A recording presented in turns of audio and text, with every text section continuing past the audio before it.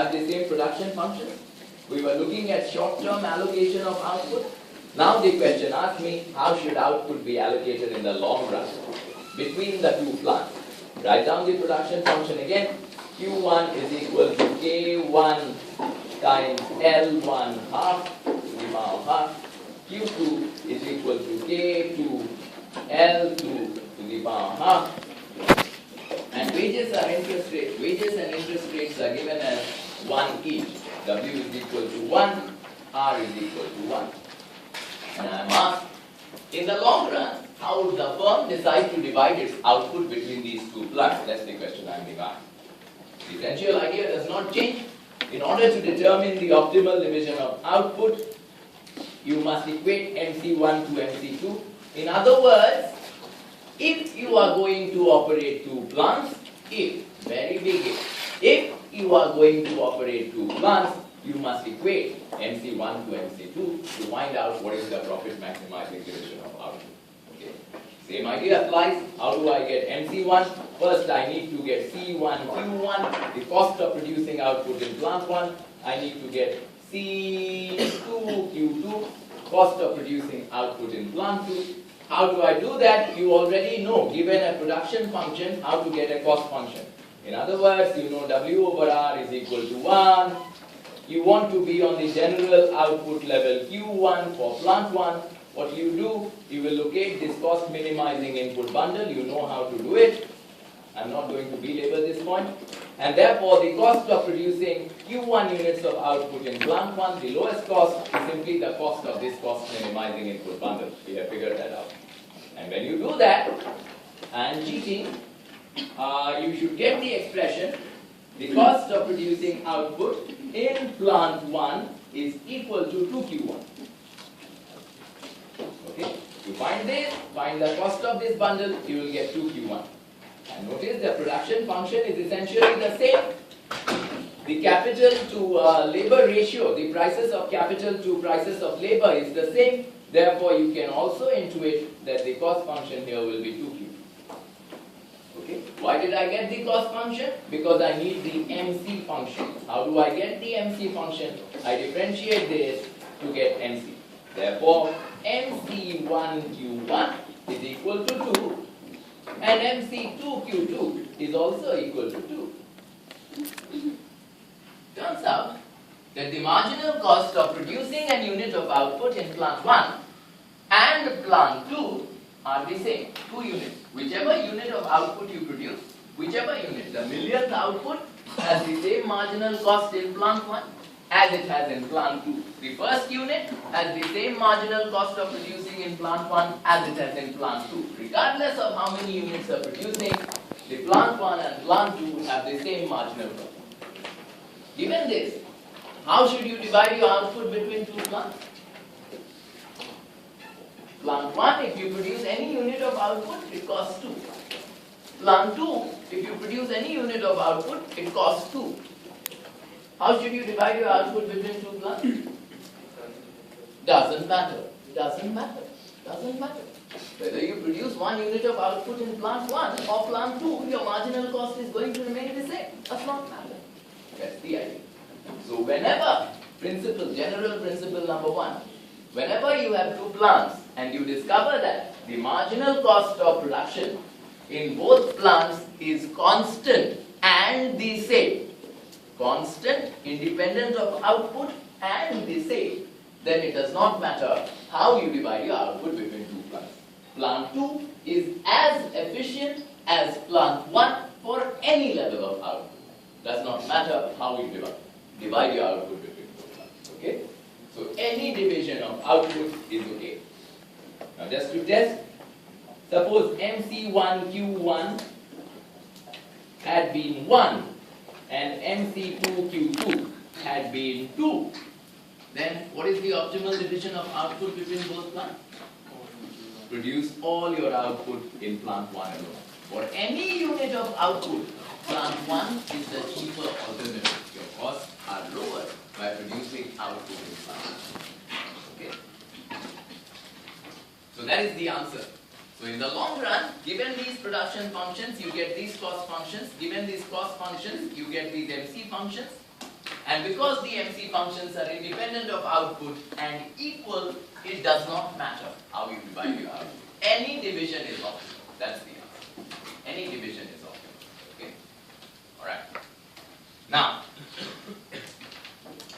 one last question, last part of the question is this. Okay, before that, you remember I said, at any point in time, you have three alternatives. Either produce all your output in plant 1 alone, or produce all your output in plant 2 alone, or produce your output in both plants 1 and 2. And if you are going to use that alternative, I am not sure yet, but if you are going to use that alternative, any division of output is okay.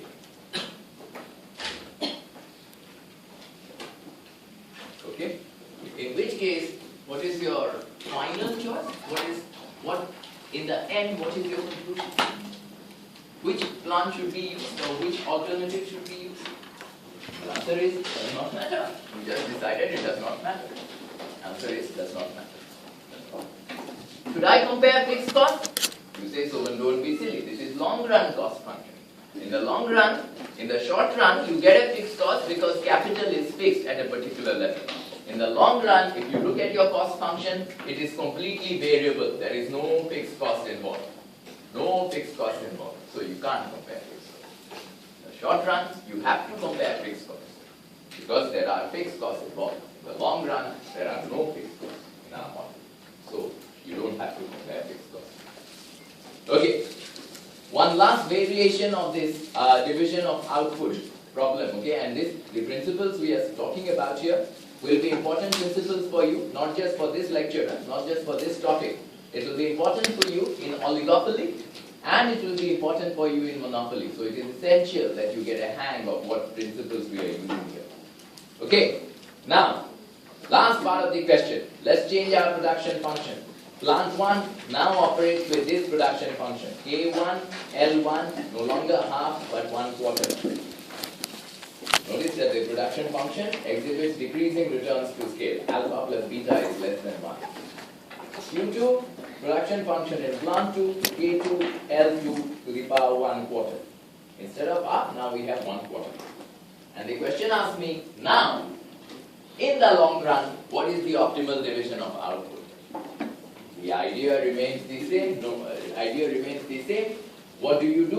You first determine if I am going to use both plants,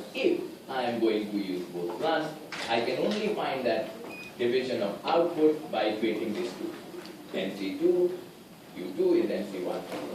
And I can only find this by first finding the total cost function. Then I'll differentiate to get NC2. And I can only find the total cost function by first locating the cost minimizing bundle of inputs. So if this is my Q1, W is equal to 1, R is equal to 1 still, so I'll locate my cost minimizing input bundle. After I locate it, L star and K star, the cost of this cost minimizing input bundle is your cost function. You know that by now. Okay? Now I'm not going to solve that, I'm going to cheat. In such a case, the cost function is equal to Q1 squared over 50 for plant 1 and Q2 squared over 50 for plant 2. The cost functions are equal to this. You do the standard practice to obtain the cost functions, those are your cost functions. And given that these are the cost functions, very easy to find the marginal cost function, differentiate the cost function with respect to output, you should get 2Q1 over 50, that is Q1 over 25. This is your marginal cost of producing an unit of output in plant 1.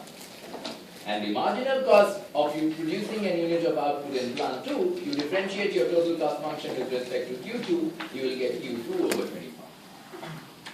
And please resist the temptation to say that this and this are equal. They are not. This is Q1, this is Q2.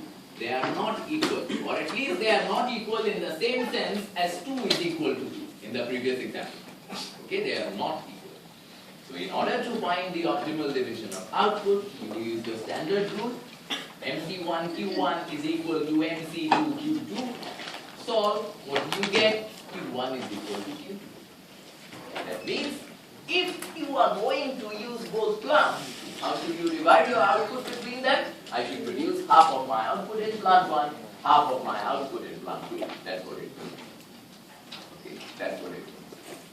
Half of my output in plant 1 and half of all my output in plant 2. Only in that situation will the output of plant 1 and plant 2 be equal. Half of output in plant 1, half of output in plant 2. Okay, one last question. Remember, I'm emphasizing this over and over again. You always have that last step to follow. You recollect that you always have three alternatives: produce all my output in plant 1 alone, produce all my output in plant 2 alone, or use both plants.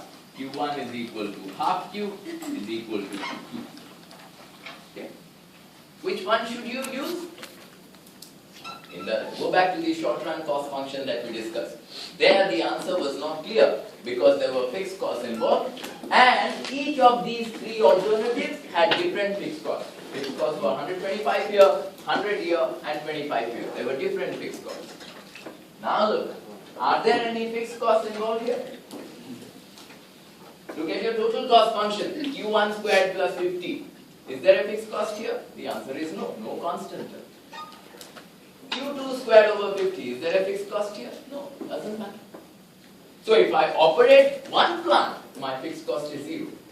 If I operate plant 2, my fixed cost is also 0. If I operate both plants, my fixed cost is also 0. Is there anything to compare? That's clear. That's clear. So, if there are no fixed costs to take into account, I will just go with whatever is the profit maximizing division of output between two plants. Okay. Remember that. Once you understand the principle, keep this in mind. Okay, this is the central principle. How do I divide output between two plants? Okay. In your next assignment, I'll probably test you on this. Alright. So, that brings us, ladies and gentlemen, to the end of our discussion on the theory of production. More of it will follow during our revision classes. So we go today to discussing more topics in labor economics.